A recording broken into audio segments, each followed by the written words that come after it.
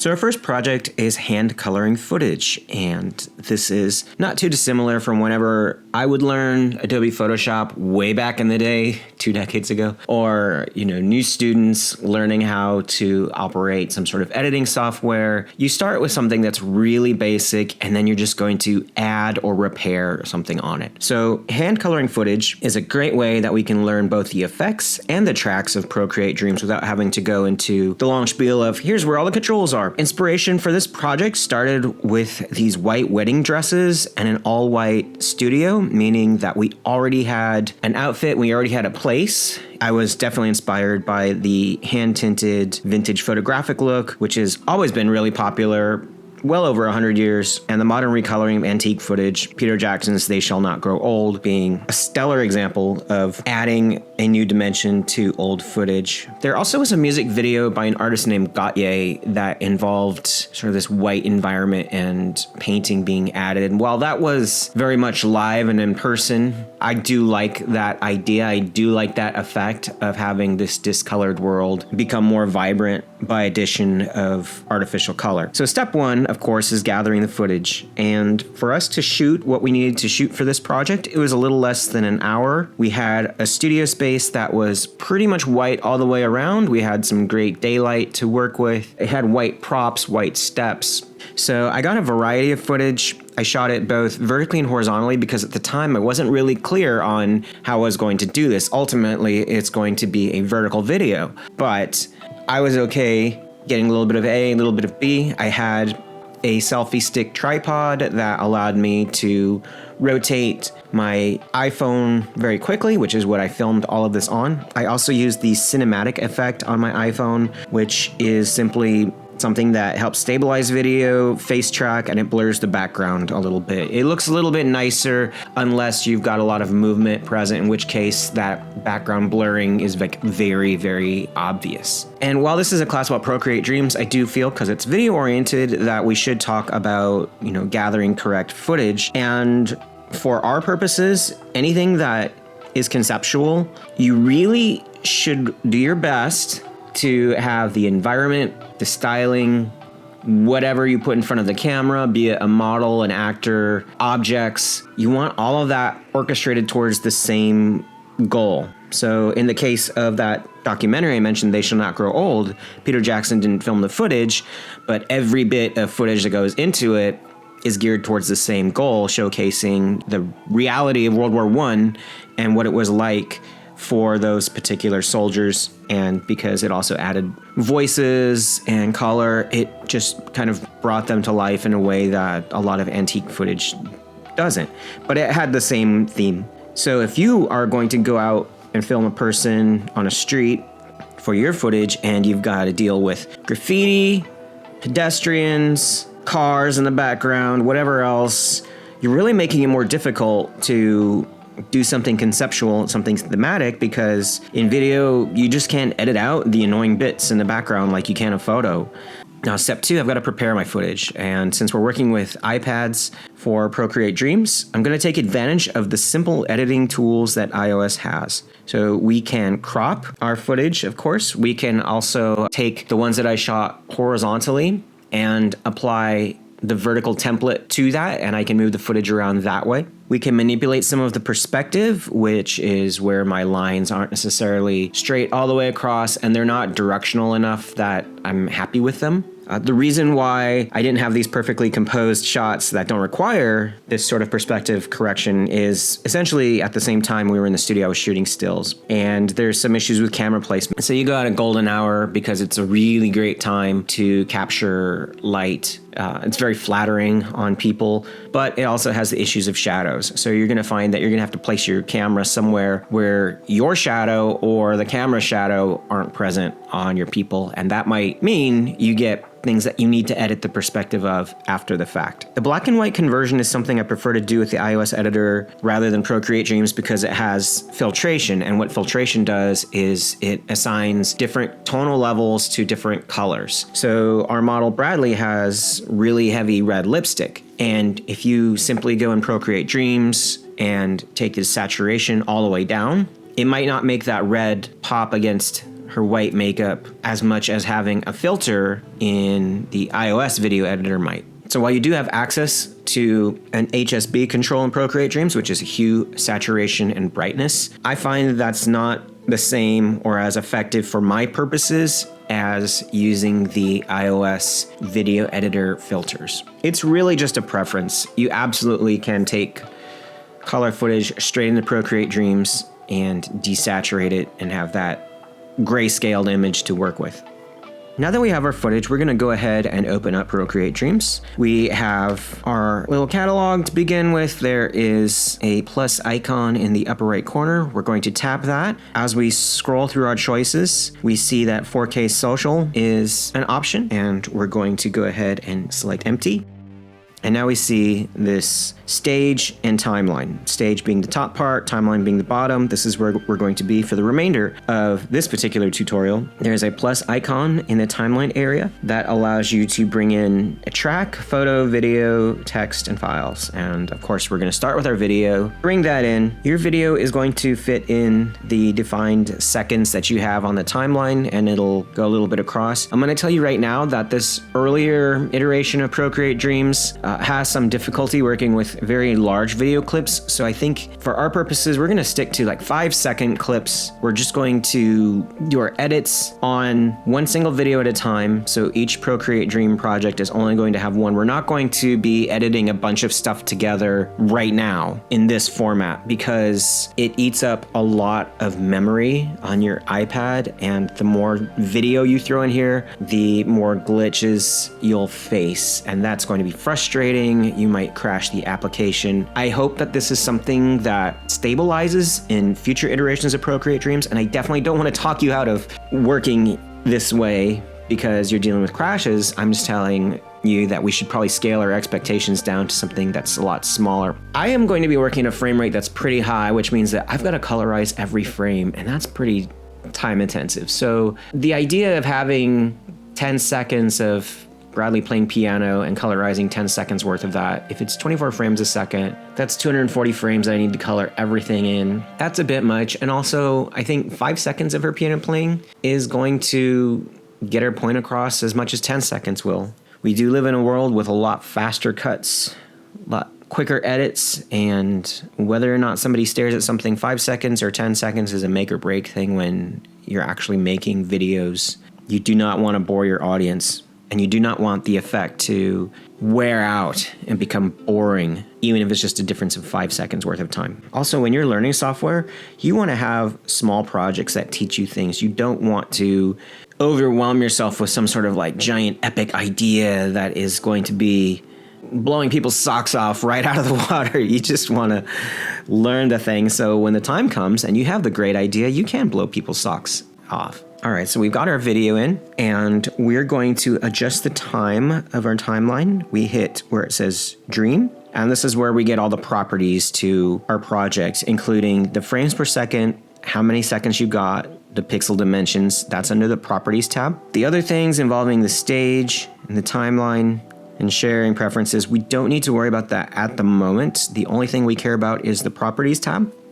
So we are going to hit frames per second, and we're going to make sure it's what we want to work with. I'm working at 24. You may find that your effects look better at a lower frame rate on video, especially if you're doing something antique.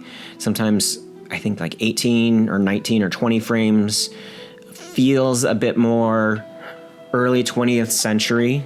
Feels more choppy. When you get down to 12 and you're working with video, it definitely starts to look like a sequence of time-lapse photographs instead of video. But when you're working in animation and you're drawing, I think 12 frames looks great. You can zoom in and out of the timeline with a pinch zoom with your fingers on the timeline. Same with your stage. You can pinch zoom, move this guy around. And when you tap on your video track, you see these 4 red dots in the corners. This is where you can scale, and also if you hold in the center of it, you can reposition it around as needed. Other transformations you can do at this point involve rotating. So you tap the red dot and you have your little rotation. You can use your Apple Pencil to grab that, move it around. The 3-dot menu also allows for flipping and moving the anchor point. The anchor point is the target that everything rotates around. We have a playhead that allows us to zoom around on the video. Within the playhead are more controls. We'll get to that as needed. The next step is to add a track where we're going to do our color. And this is also with the plus icon. So you tap that, you see the options track, photo, video, text, files. Track is the one we're going to pick. And next to that plus icon is a drawing icon, a little squiggly line. This is where we get into our drawing tools. Now you see that the stage has suddenly become all white. It's not just that gray center that's going to show up on our final video when we place it on a phone. The reason why you have this full stage to work with outside of your final video is because you might want to have elements that come in and out of it. If I'm doing an animation, I might have like a huge landscape that I want to have pan through, almost like a video game side scroller. There's a lot of reasons why you might have things off stage from your on-screen workspace. Now that I'm in this drawing menu, I'm going to take that little tab that is right below my stage and pull down, and that will allow me to access the flipbook. The flipbook is where you can paint on individual frames, or if you're not working with photos or videos, you can draw on each individual frame, much like classic cartoon flipbook style. I have my drawing tools in the upper right corner. One is a brush, and I have plenty of brushes to choose from. When you open your Procreate Dreams, you're going to have a lot less brush options. This is because you can actually import things from regular Procreate over to Procreate Dreams. So I can import my brushes and my color palettes from there. And if you have worked with regular Procreate and you've imported your own brushes there, you know that there's a huge marketplace out there that has almost any kind of brush you could possibly want. It has stamps, so if you wanted to create maps, you could easily do that. It has textures, stuff that evokes particular artists. I use a Studio Ghibli brush set a lot of the time, and it just really enhances the amount of art that you can make, the style of art that you can make, the quality of the art that you can make. It's one of the reasons why people can create so much in Procreate Dreams or Procreate that they've never been able to make with just simple drawing implements in real life, non-digital tools like brushes and watercolor. A lot of those limitations that you have in the real world are just completely gone when you can collaborate with these incredible artists who've created templates and brushes and color palettes and other tools that you would never be able to utilize on your own. I have decided I'm going to work with this oil paint brush, and that my color palette is going to be one that I have called Gwen's World, which is something that I had imported in regular Procreate from a screenshot from Gwen Stacy's world in Spider-Verse 2. I love the color palette of that space. It's kind of evocative of a world that has a lot of painting in it and sort of watercolory backgrounds, and that's the vibe that I am going for with this particular project. So that's what we're gonna do. I need to paint on each individual frame of my footage, and I'm going to start by painting on the areas that do not move. These are the areas that will be the same in every single frame, and that's most of the background details. Not all of them, because there's going to be parts of the background where Bradley's arm or hair overlaps. So I'm going to save those for when I'm done with painting on Bradley herself. But go ahead and paint over those areas on this track. When I get to Bradley, when I get to the parts that move, I'm going to have to paint on every single frame. And that's going to have a look all of its own. You are totally welcome to paint on every single frame of inanimate objects that don't move. If you so desire, just realize that the amount of work that you're doing is going to be way more than if you work in this particular fashion. My painting is opaque and it looks kind of chunky. I'm selecting colors I don't think are going to compete with my main character. And once I have my painting, if I want to see how it interacts with the layer below, I'm going to long press within my frame, and I'll I'll see my blending options. One is overlay. This is the one that I'm likely to be using. You can absolutely use other ones if you think they're more appropriate for your project. I'm going to be using overlay for the majority of my painting. I do have eraser tools if I want to refine things, and because I have multiple objects that I'm painting in the background, I may want to do these in layers. Where you access layers is within this layers menu here. There's a plus icon so you can add layers and you can reorganize them. I tend to keep my stuff as it was in real life, which is my top layers, whatever's close to me, and whatever's far away is bottom layer. Just helps keep the color straight, especially if they're opaque colors and they need to overlap. To get this frame to fill my entire track, I'm going to hold it. There is an option that says fill duration. It'll fill your duration. If you had started your frame somewhere other than the very beginning of your track, you can either grab the handle from the edge of your track and drag it so it fills it out, or you can also pick it up by holding your Apple Pencil in the middle of the track and repositioning it. Now we get to the part where I'm going to be doing a lot of work. I'll be honest, it takes multiple days. Definitely don't sit in one place and do this the entire time. I'll watch a movie and do this sort of coloring because in a way it's work that doesn't require a lot of thought power, but you still have to focus and you still have to be in one spot to do it. So having something else going on that entertains you is a way that you can get a lot of work done and not feel like it's work. But I'm going to start by colorizing Bradley's arms. When I pick an object that I'm going to color, like skin tone, and it's going to be consistent through the entire video, this is something that I need to do it all in one clip, meaning if I'm colorizing a frame of a person and they've got hair, an outfit, and skin tone to color, I cannot be switching colors each time. I really need to pick one color, do everything that way, and then start over, begin on the close, and then do the close every single frame. The reason for this is switching between tools and switching between colors on a color palette will slow you down.